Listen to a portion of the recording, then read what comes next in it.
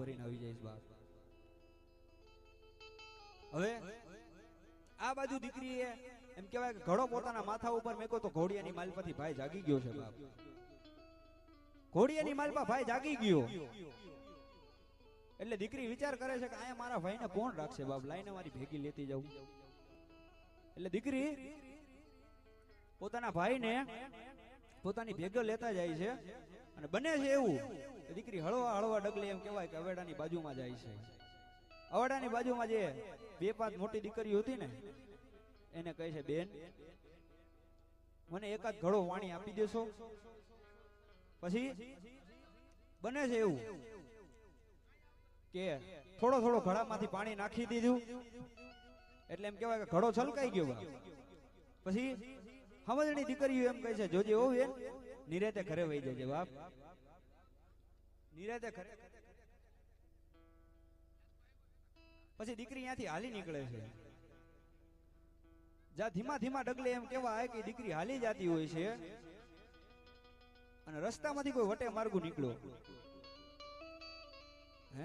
વટે માર્ગુ નીકળ્યો અને દીકરીની હાલત જોઈ અને વટે માર્ગુના મોઢામાંથી એક જ શબ્દ નીકળ્યો, હે દીકરી, આ તારા ફાટેલ તૂટેલ લુગડા છે, આ દુબળો દેહ છે અને આ જે કાખમાં તેડો કોણ છે?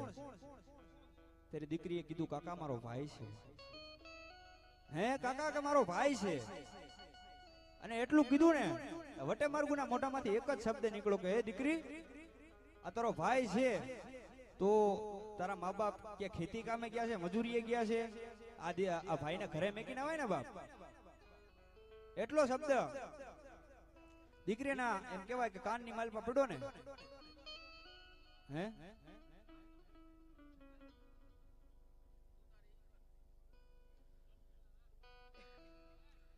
એમ કહેવાય કે દીકરીના કાનની માલપા એટલો શબ્દ પડતા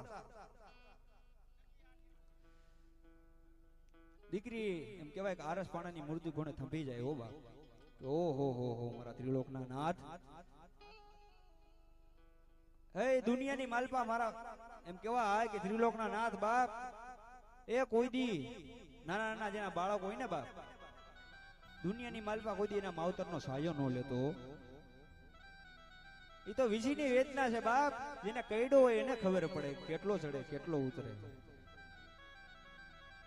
હે આટલા શબ્દ એમ કહેવાય દીકરીના કાને પડ્યા એટલે દીકરી આરસપાણાની મૂર્તિ ઘોડે થંભી ગઈ અને એમ કહેવાય છે કે આંખમાંથી આહુડાની ધાર વહી ગઈ છે બાપ.